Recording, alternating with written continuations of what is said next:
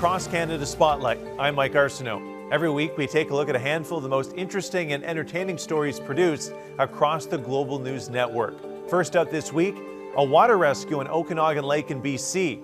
A veteran kayaker was in the right place at the right time to help a fellow kayaker in need. Sally Wallach was filming her paddle on Okanagan Lake when she came upon another kayaker holding on to a capsized boat. In a little bit of trouble. I noticed right away he wasn't okay. I tried to keep it light, not to panic him. He was past the point of, I think, being panicky, which was concerning. How long have you been out here for?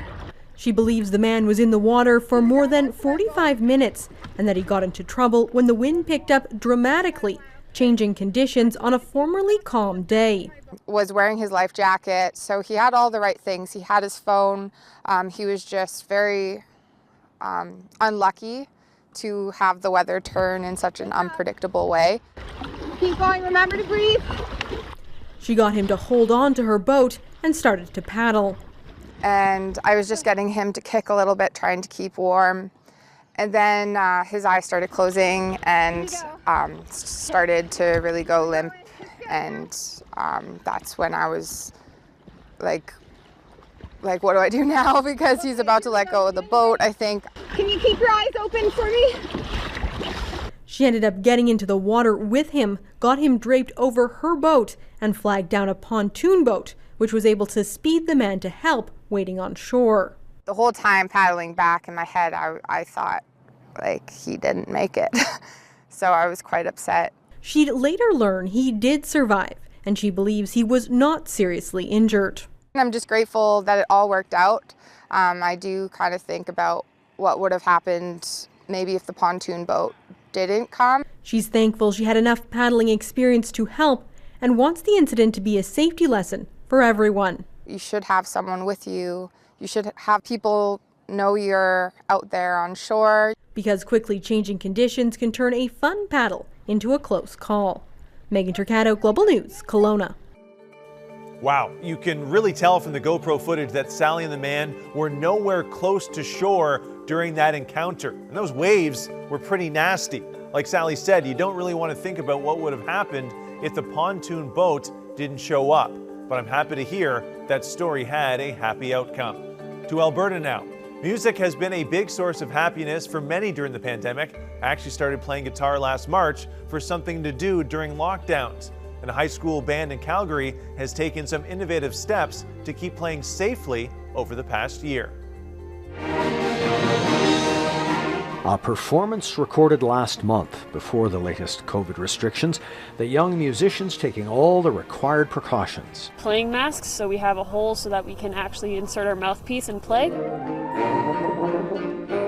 And then also bell covers, and since we have a wide variety of instruments, we had to design specific ones for each diameter of bell. Playing on as best they can, the pandemic's been a big blow to the St. Francis High School concert band. It really is tough because we missed out on a lot of trips, festivals and competitions. But now, something to celebrate. This Calgary band is submitting this performance as its entry in a new version of an annual national competition. We have 60 bands from across Canada competing virtually, and so they're going to live stream everybody's performance in the last week of May. And then we meet with an adjudicator on Zoom, and he's going to give us feedback on each piece.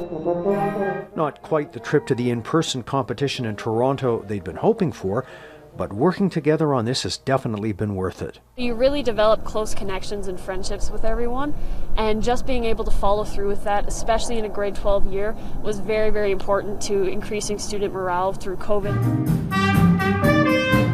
It's been a very rough year, and band has been the one thing that we've been able to rely on, so we're really thrilled that we've been able to persevere and keep going throughout the pandemic. The amounts of obstacles they've had to overcome is amazing to me, and they've done it. They really are tenacious young people, and in my mind, regardless of what we get at Nationals, they're all winners. Gil Tucker, Global News. Best of luck to those teens from St. Francis. The shots of the sheet music from their performances might as well have been in hieroglyphics to me. I've never been able to read complicated music, which is one of many reasons why I've never been in a band. Now, from precocious teens to a fearless 2-year-old in Nanaimo, BC, meet Cassius, the mountain bike prodigy. When all you want to do is be on the move, dropping in, taking turns, and hitting every single jump.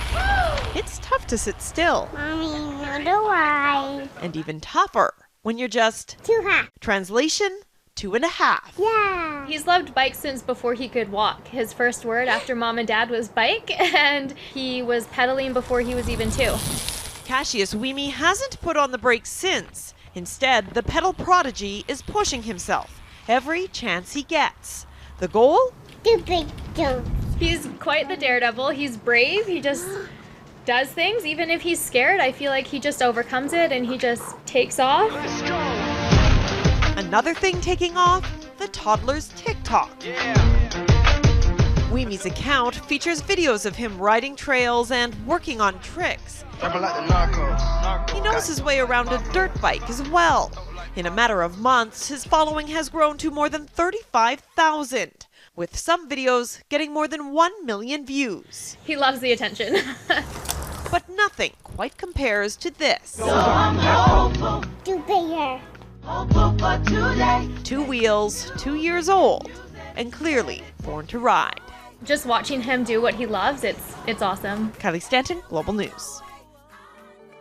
I have a 7-month-old daughter who is still trying to master the art of crawling. I can't imagine her being able to pull off those tricks just 18 months from now.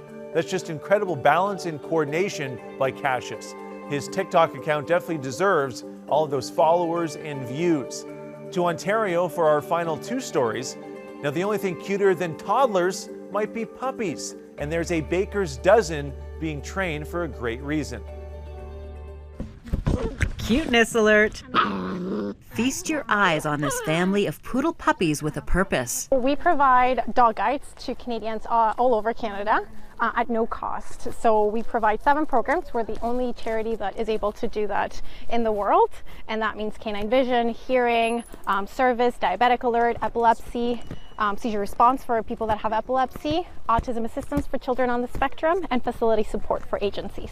After the pandemic was declared, Dog Guides Canada had to put a pause on its breeding program. Because you're a charity, what has the pandemic meant to Dog Guides? We, like everyone else, it has made quite an impact on us. Right now we have our biggest fundraising event, the Pet Value Virtual Walk for Dog Guides, and we've had to shift that event to a virtual event.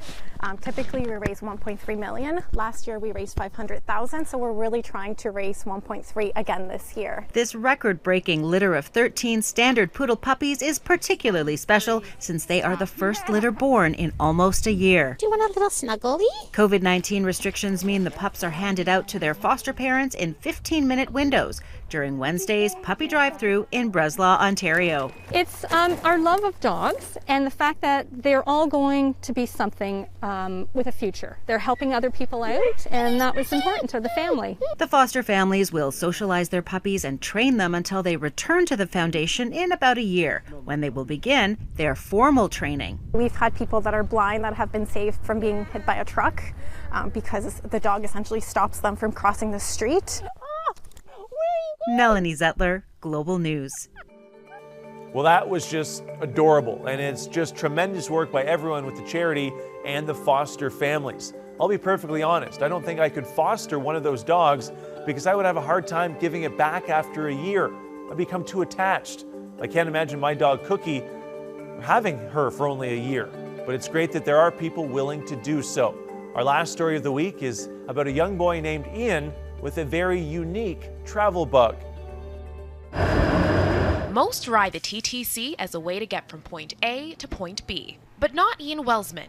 He rides the Red Rocket. I would call it an adventure. For the challenge. I wanted to ride every single regular bus route in Toronto before my 13th birthday. And so he did. Not only riding bus routes, but every TTC route, including the subway and streetcar. 147 routes in total, and Ian reached his goal a week before his 13th birthday. I took the Sunnybrook bus to the hospital and back. When I got off, I just raised my hands in the air. It was a very happy day. To understand his excitement, you've got to understand his journey. So here we are. Ian and his father, Derek, began their TTC Adventure Challenge when Ian was only 5. I've always had a fascination with transportation. When I was younger, I watched a lot of Thomas the Tank Engine, and then every morning we'd go to daycare. Right now we're at St. George Station. I learned to say the stop names as they went by, and so it's kind of just come from there. So great is Ian's love for the TTC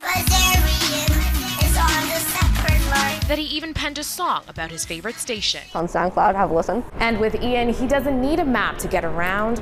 After these adventures, he's got all the TTC routes mapped out in his head. We took the 125 Drury to Bathurst, 160 Bathurst North Seals. He's a passionate guy. For Ian's dad, tagging along for the ride has meant not only discovering new places, but creating priceless memories with his son. Totally bonding experience. We refer back to adventures that we've had. As soon as we get out onto a streetcar, all the stories start to come out again. As for whether a career with the TTC is on the horizon, Ian says he's still deciding. Sometimes I consider being a TTC driver. But first, he'll need to consider getting a summer job. The free rides are over, my boy. If he wants to keep up his transit adventures. Kayla McLean, Global News. Next time I'm traveling in the city of Toronto, I need Ian as my guide. Also, you may be wondering why it was so important for Ian to finish his challenge before he turned 13. Well, kids 12 and under are able to ride the TTC for free. So that's an ultimate dad move by Ian's dad there. That's it for the Cross Canada Spotlight this week. Be sure to watch Global News Weekend Saturday and Sunday mornings at 7 a.m. on the Global TV app. For now, stay tuned for more news and weather.